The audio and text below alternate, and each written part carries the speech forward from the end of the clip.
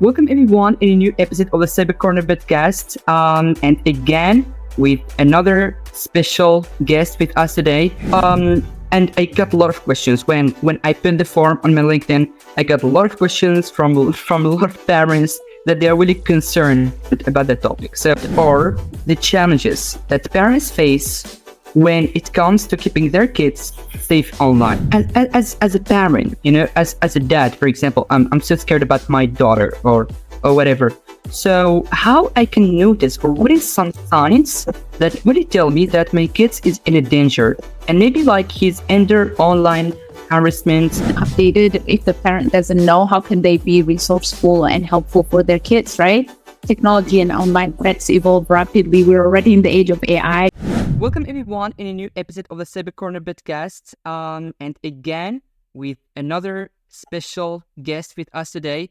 And basically, the topic is so interesting and I get a lot of demands about talking about this topic. It's one of the hot topic when it comes to talk about the children online safety.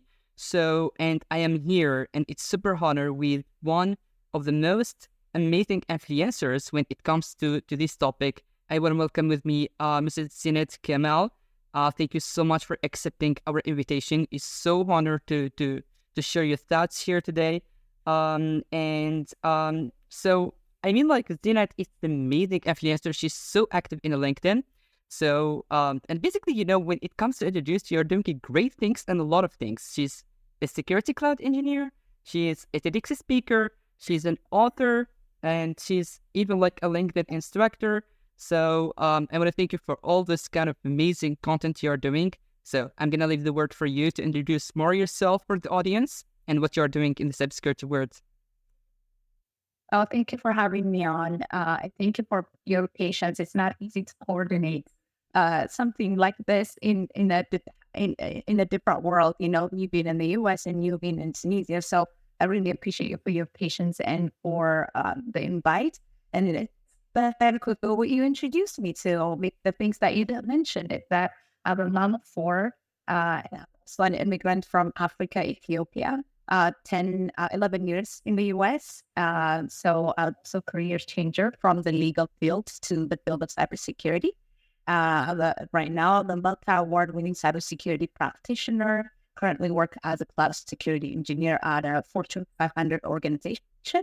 I'm a TEDx speaker, LinkedIn learning instructor, and 4 times published author, including 2 children's books on cybersecurity, titled See Yourself in Cybersecurity and Oh No Hacked Again.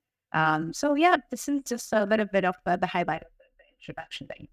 Yeah, and I mean, like, your background is amazing, and I've been like checking some of your books, and it's so interesting. We're gonna talk about this today, and with the details, I put later the talk of Mrs. Zinet in the TEDx, and she talked about that interesting topic, to be honest, which is the children's online safety.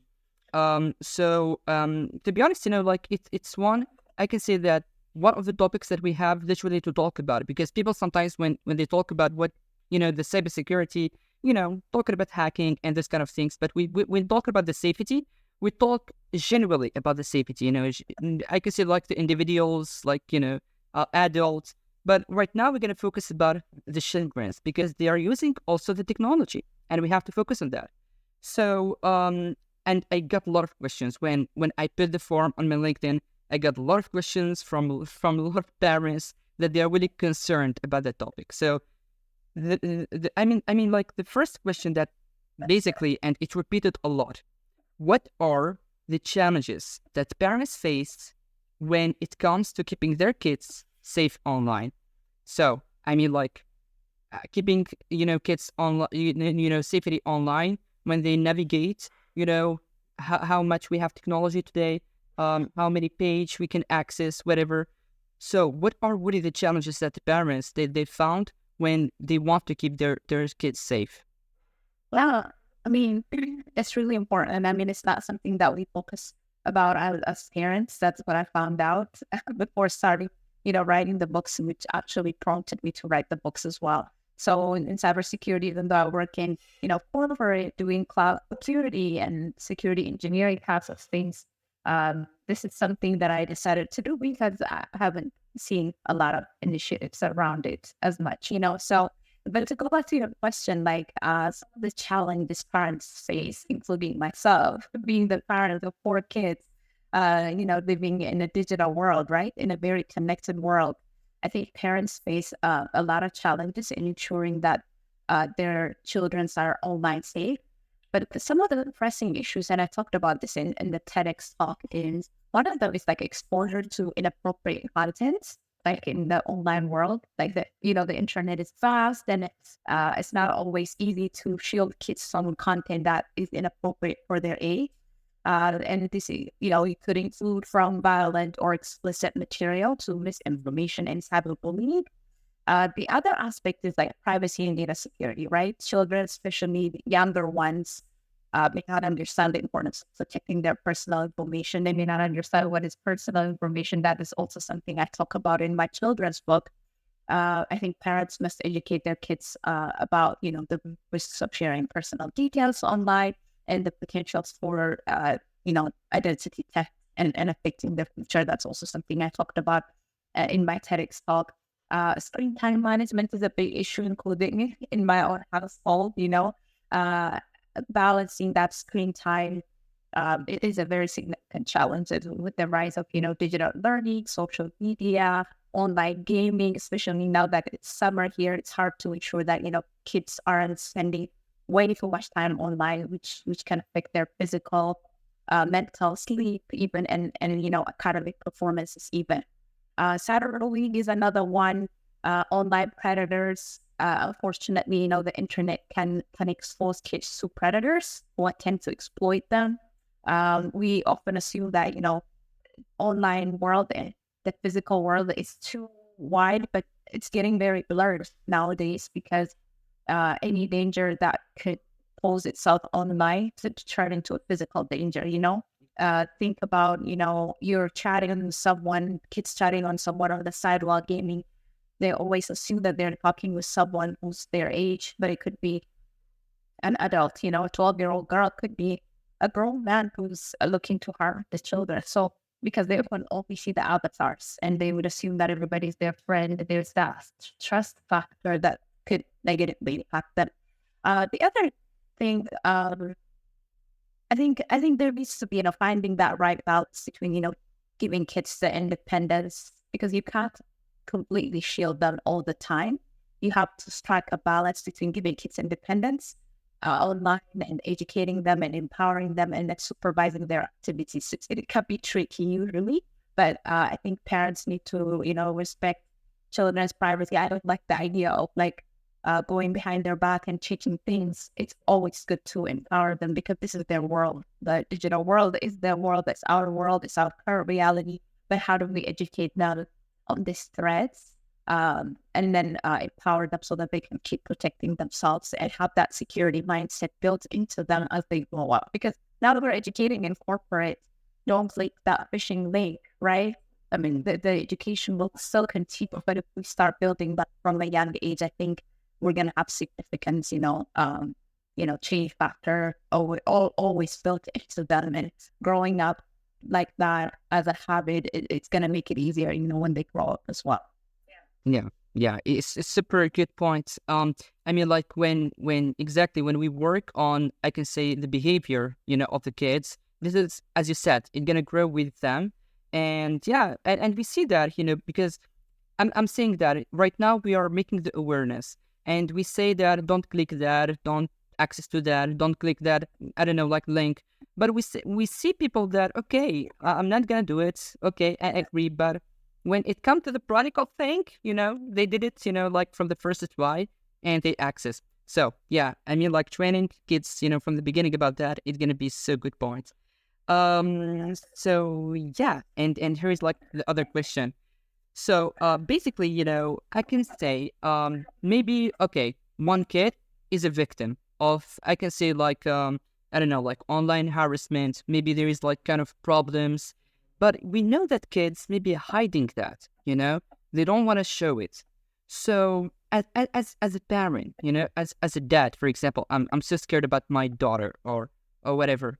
So how I can notice, or what is some signs that would tell me that my kids is in a danger, and maybe like he's under online harassment, online issue with someone, like, so how I can tell. Yeah, that's a great question. I mean, as one of the threats, I think I kind of mentioned cyberbullying in the beginning. Like, it's a major concern. I know it is in the US. I don't know if it's everywhere. Yeah. Kids can be both victims, and they can be predators themselves of online bullying, and the effects can be devastating. I talked about this on the TEDx talk. I know I keep mentioning it because I even mentioned the instance of a child being bullied by his school peers. I think it was just happened in Chicago last year, and Yeah. he committed suicide as a result of that. Like, it's very devastating. And I think parents need to stay, like, vigilant and foster like that open communication to detect signs of cyberbullying early on. And some of the things that as I was doing the research for this, the TEDx, that I learned is that behavioral changes are some of the, like, one of the signs, for if a child is experiencing some sort of cyberbullying or online harassment. And one of the most telling sign is like this sudden change of behavior, like if a child becomes unusually withdrawn or anxious or upset, especially after using their devices. That could be a red flag, right? A child suddenly avoids using their phone, computer. Maybe they're trying to escape that harassment and they're trying to avoid that. And sometimes that could be also happening physically in the schools. And then nowadays, because all of the kids have this gadgets and, tablets and, phone, especially like, and it's for each parent when they would allow their kids to have that phone. So they wouldn't even get a break from it. Like, if it's a physical bullying, when we grow up, we may only experience that when we're in the school. But the cyberbullying doesn't stop even after you get home. It will continue because they usually would have a group chat, and that might continue on social media if they started using social media. So, or that's one of the signs, right? I mentioned behavioral change, but conversely, they might also be glued to their screen, anxious to see what might be said next, like in the comments, to see, and that kind of things. So emotional distress is another sign, like unexplained danger. I think I mentioned that. Like, parents need to look for signs of like emotional distress, crying. They might, like, without for no reason, being upset for unrelated stuff. I mean, those could be signs. And dropping in academic performance, a drop in grade or not interesting schoolwork. I think that can indicate that something is wrong. The stress of online harassment can distract children from focusing and doing any extracurricular activities or just the schoolwork, right? And then social withdrawal. They might withdraw from family and friends or lose interest in activity they once enjoyed. And this could even manifest in physical symptoms. Like, stress from online harassment can turn into a physical pain, like headaches, stomach, it could manifest in all of those things. Those are some of the things I learned.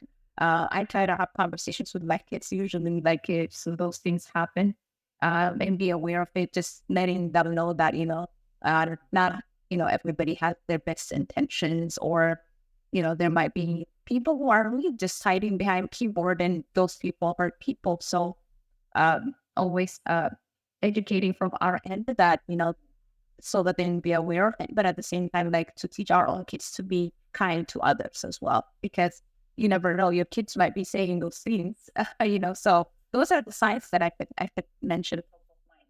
Yeah, yeah. I mean, like, literally, this is what we have to work on, and absolutely, sometimes we have. It's not sometimes, like, usually, we have to insist on the communication, because if a kid is a victim of something online, some parents, they don't know how to act or how to communicate with them. So maybe this is gonna make things, I can say, like, worse, and maybe this is gonna absolutely make that kid have some anxiety, even losing some self-confidence. So yeah, I mean, like, how the parents must communicate with their kids is so interesting point. So yeah, um And yeah, so basically right now, I can say like the inappropriate content online. So here I can say we know that the kids they are not okay, because sometimes I can say like we find some kids that they are not, I can say they know everything about the technology, they know how to use the phone, and even like if you're gonna put a browser, like a kid browser for I can say like restrict the inappropriate, I can say content, maybe they're gonna move to another browser and they're gonna use another thing. So when they're navigating the pages online, we know like some inappropriate content gonna pop up, maybe some bad ads, maybe I don't know. So how parents must deal with that? So I can say like let's say that one of the parents, for example, told me that okay, I give a phone for my kids to search for some information, and boom, he access to one link, and then contents pop up for him. So how can I know about that? Is there any solution for that? Yeah, I mean, I always advocate for like education about online safety, like regularly discussing the importance of that having conversation, like teaching them about the types of content they should avoid and why it is important to be cautious, like encouraging them to talk to you if they encounter something inappropriate instead of dealing with it. And um but it's always good to have like having a clear rules and boundaries, like establishing that clear rules about what type of sites and contents are acceptable, set time limits like for internet usage, and we do that at home because they don't know how to like if they get the chance, they would continue doing it. Like it's a summer break, so we do lecture mornings. Fresh mind is for reading, and then after lunch is when you can have like that gaming time. So having those kind of boundaries and clear, and it's although if you have boundaries and clear, if you let them, they'll just be, whatever, but like you said, that time limit and setting boundaries, I think they're going to go by the rules. So ensuring that is, I think, the responsibility of a parent as a grown up. I think that's why we have responsibilities to do that for our kids. But then there is also, the use of parental controls. Most devices, web browsers, and streaming services, I think they offer, internet service providers have parental control and content filtering features that a lot of people don't know about, but you can utilize that, like talk to your internet service providers, like what are the parental control things or content filtering feature that I could uh, enable in my household, for kids. I think that can be effective, like sort of first line of defense for limiting those inappropriate contents from the network, in the household. But then supervising is really important. Actively supervise your child's online activity, especially, for younger children.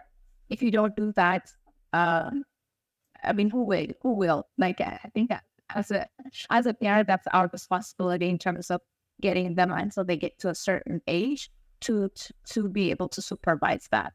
Keep computers and devices in common areas where it's easier to monitor their use. I don't encourage having computers and devices in bedrooms and just use it as they wish. Like have it in a common area where you would be able, so that they know that you're interested in what you do. And also they know that you're checking on them, like you're interested. What are you doing? Monitor social media use. Like my kids are not ready. They're not at that age. My oldest is 14, but he doesn't really have any social media yet because a lot of the social medias have set this arbitrary age of 13-year-olds, but recommended that it's good to delay it because their brain is not fully developed to see all of those things. So he's 14, but he doesn't have any social media, but he has phone. So always like setting that family rule, and your kid better than anybody else, their maturity level.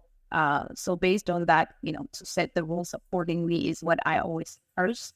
And stay informed and updated. If the parent doesn't know, how can they be resourceful and helpful for their kids, right?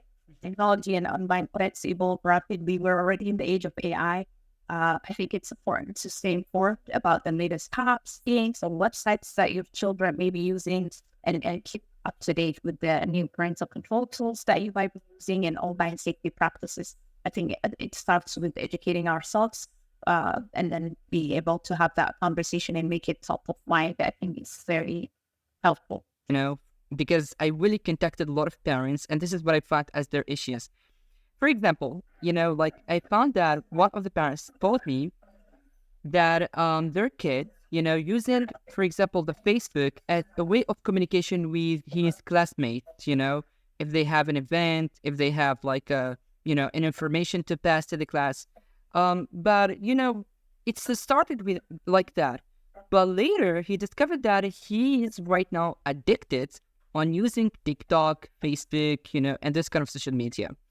And the question comes here, like, how the parents can handle the situation where their child, I can say, like, wants to use the social media, that I can say, like, in excessive way, he's an addictive, okay? So how the parents can use that because, or can solve that basically because he's using the social media right now as a way of communication with his friends. But in the other hand, he's an addicted, right? So how we can solve that? I mean, it depends on the age of the kid, and I mean, when it comes to I think being addicted and doing scrolling, I mean, it's an adult's problem. Um, I mean, you know, we adults in the household set the be you know get to be the role models for that kind of behavior usually. But you know, this is the reason why we say it's important to delay the I don't know the person's age, for example, right? But you know, there is this 13-year-old age that was set Yeah. for people to be also Yeah, he's a get kid. brain science, right? Exactly. He's a kid. Yeah, he just told me that. He's a kid. He's about like 30. Yeah, he told me that. So, and by the way, this is a flex. Even his classmates and his friends have the same issue, you know. So because they're using, you know, the social media for contacting about school things, you know. Yeah. Yeah, exactly. I think that's why I mentioned earlier about my son. For example, he had Snapchat that they use like for like groups because they don't want to be left out. The peer pressure is very high. I remember when he joined middle school, he was the only one who didn't have phone. So he kept saying like, even the kids kid has a phone. Like, how come I don't have it? So they feel you know, the peer pressure is really real. And once they get it, they get it. You know, they know their brain is not fully developed to understand the risks. That's why the education is important. That's why setting those small habits is very important in terms of unplugging, doing other things. I talk about it in my children's book as well, like do something outside of being online. And also, you know, setting screen time limits, like for yourself. I know it's very difficult even for adults, for ourselves, it's a challenge. But for kids, it's I recommend, and I think a lot of professionals talked about it, how it's important to delay that social media usage age way above 13-year-old until they know. But even then, know their own games, offline games, right? Forget about social media. That is it's a big challenge because it exposes you to different things. But even on the online games, that's where they get hacked. You know, the phishing happens. Even on the side, the online predation happens. All those risks are not immune in the online games and the social media thing. It's all these. But I always recommend like delay as much as possible because we're already tackling with the big problem before social media age because they're exposed to this online world way early now. So education is always, I always like recommend like having that education online safety tips are, maybe we can talk about it more in the next, conversation. Exactly. So yeah, and absolutely here, you know, we are coming to talk about your amazing book. I just shake it and I recommend it for I mean like each parent because it really I can say contain a super fabulous points to mention. So in relationship with that, so coming to the question, how can parents balance the benefits of online education and entertainment with the risk associated with the children's internet usage? So how they can balance between the both, because we know that it's a double sword, right? So I can say we are using it for good, we are using it for bad. So how they can balance, you know, between the both. And here, I'm going to leave you the space to talk about your amazing book, which is Oh No, Hack It Again. I totally recommend it. Guys, I'm going to put the link of the book later. So yeah, just you have all the freedom to talk about it. Yeah, I mean, online, I came from a space where, I grew up in an tech environment. I didn't have the access to it growing up. I think until I came to the US, of course, we started to have like internet. Um, you have to pay for internet, like I think by the minute, and that's the only way you can access it. You don't have it at home. You can't use it like that, before I came to the US. When there is access, of course, you can use it for educational purposes if you know what you're doing. But for kids, it's not like that, right? If you're not having the right supervision, the right education, then it can be, for both, like you said. So that is so my kids got hacked during COVID time, not once but twice. That's what prompted me to write the children's book. Yeah, I work in cybersecurity. I thought I was doing the right things, but even then, my kids got hacked. They weren't on social media. That's why I said earlier, even before we get to social media, we have issues to deal with for younger kids. I think they were much younger than now. I mean, it was 4 years ago. I think it's like 21, 2022. It's around that time. 2, 3 years ago, they got hacked on different scenarios, right? And then this happened back to back. And I was like, what's happening? Like, I thought they're safe at home. That's what we always parents assume, without realizing that we're opening a window to the world when we connect them to the internet. That's something that, a lot of the parents don't have it on top of mind. So one through phishing link that was sent, it appeared to be legitimate, and the other one, because she trusted a friend and then she shared her password. The threats can be different for different levels of age. And if they don't know, they don't know, right? So that has happened. And I started seeing a lot of messages on social media about how their kids got hacked and they want the digital currency to be purchased for them because it devastates them. They lose those because it's apparently very serious and like the bank account. So I started seeing those things, and that's why it hit me like, how many parents do know about this? And that's what prompted me to write Oh No, Happened Again, because it happened again. And then there were some attempts that happened, like in terms of online predator attempts with my oldest son. And I talked about this on the TEDx talk and also in the book. So the book is really, it's about the importance of online safety. Like we need to have this password security. I believe multi-factor authentication that we preach for the adults is also relevant. Like, be careful when you think before you click that link.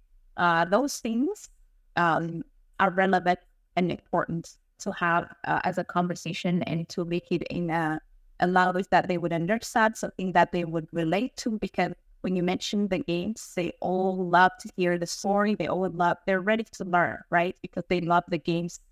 These games that I talked about in the book, in the story, even though it's fictional, they know what it is about. Like, it's similar to the games that they play, even though I didn't name them by name because I don't want to have issues with the companies, right? So they always understand, like, we play this game. I understand this thing happened before. This happened to me. I don't have multi-factor authentication, and you get to have important security conversation with them because now you have their attention, their interests, and that's what it does, right? So the book teaches about these concepts, and at the same time inspire kids to see themselves and as a career option when they grow up.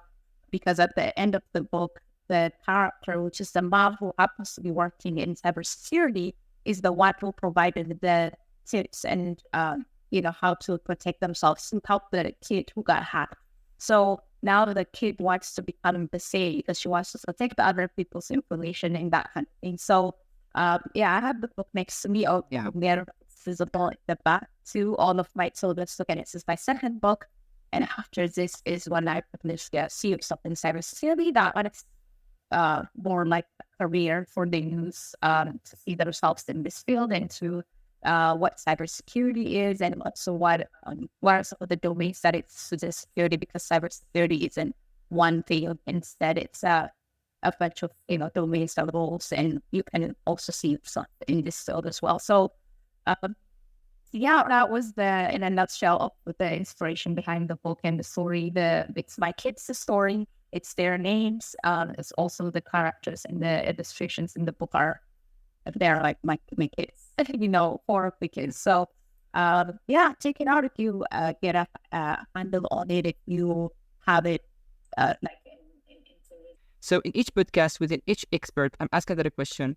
So do you have any advice for the people who are just right now has a passion for this cybersecurity and they want to get into it? And what is the first step they have to make? Yeah, I mean, I get those questions daily by DM. So every time I do some posts on LinkedIn. So, I always say like, first of all, like that's good to have an interest in the field because we always say we need more people. I know that the market might seem a little bit tougher now than it was 1 year ago, 2 years ago. But I always say, that's a great field to be in. But to start with, I think I mentioned it briefly earlier, is cybersecurity isn't a one thing. Though instead of saying, I want to get into cybersecurity, even when you seek mentorship or ask for help, understand that which area of cybersecurity interests you because there are so many domains in it. And that's what I mentioned, like in one of my children's book. I know that is for like high schoolers when they think about careers to look at that and understand. But I feel like our cyber professionals also need to understand that. Like, are you interested in the defense side of it? Are you interested in ethical hacking or digital forensics? Like the different roles that exist in security. I think first of all, you need to start doing research of what areas interests you. If you're doing a career change from another field, see what kind of experience from that field could translate. Or if you're coming from tech, what area interests you. I think it helps you narrow down to what people to follow, what podcasts to see, what certifications to pursue, and see like on board LinkedIn and see what kind of skills are required for that specific job so that you can build that skill. For example, if you ask me for cloud security, I'll tell you learn the cloud because I work in cloud security spaces. Yeah. But then if you talk to somebody who works in pen testing, they'll tell you maybe get OSP certification, right? And then do this all labs that you need to. So I always say know the path, follow the right people who are already in the industry because people now give out, especially on LinkedIn. I don't know, I love LinkedIn. They share a lot of information for free, right? It's a amazing community. Yeah. So share it and online. So and even if you reach out to me, for example, I may tell you about cloud security engineering or from my past roles in information security auditing or information security, application security, that kind of thing based on my experience into the field. But if I don't know if it's about red teaming, I might connect you with somebody from Brazil, my friend, who's working in red teaming, or from Canada in Montreal, who's sharing that resource. So always, on top of building the technical skills, learn to network, learn to establish online presence, learn to build your brand. That's also something I talk about, and I have a LinkedIn learning course on that to build your brand in cybersecurity. I know it may sound fancy, it may sound, something that it's not for people, but it's really about establishing online presence and be known for something so that you are attracting for opportunities so that people could reach out to you for a lot of opportunities. I am getting a lot of the LinkedIn the podcasts, the LinkedIn learning course, the 10x, so all of those opportunities I got because of presence on LinkedIn. Yeah, so always check out that course. It teaches you the basics of how to build your brand in security, how to network, and that way opportunities would start to flow with you. So I always recommend, build the skills, connect with the right people, build your brand, and just follow the right people and seek mentorship because you can't do it alone. And always understand that nobody is a fully cybersecurity professional. If I know the defense side of it, I may not know anything about the offensive side of things. That's why it's a team sport. That's why we collaborate and work things in teamwork when it comes to being in cybersecurity. no one person can say that everything. And I think it's being okay with not knowing everything, because I'm continuously learning. I just graduated with my master's degree in cybersecurity just last year. I was continuously seeking certifications and learning, but I always feel like the more I learn, the more I feel like I don't know anything. And I think that's the joy, the curse of being in tech and security. So always, formal education may not be the route for everybody.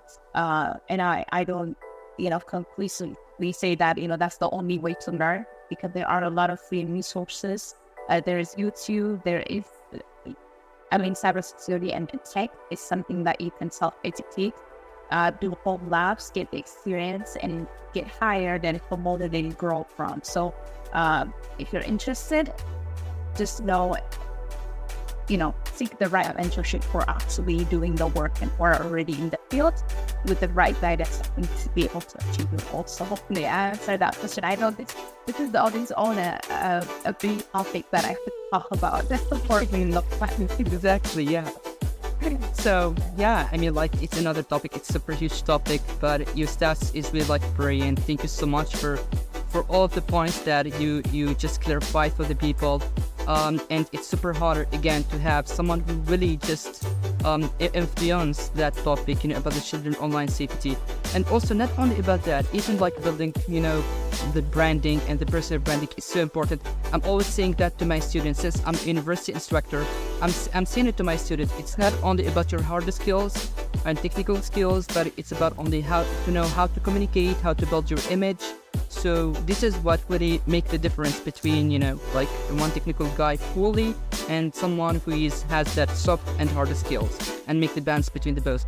So this is what you're gonna find, guys, in Zinet LinkedIn course. Totally recommend it too. So I'm gonna share the link later. And yeah, I want to just thank you so much for the time you give it to us and those amazing minutes with you. And absolutely, it's gonna be harder if we're gonna have you in another episode. Thank you so much, dear Zinet. Thank you for having me on. I really appreciate it. And I just want to say thank you for doing this, for coordinating this. And I want to thank your audience for taking the time to listen to this episode, because they're not only thinking that they're going to get value from it, and I hope they do. Thank you so much.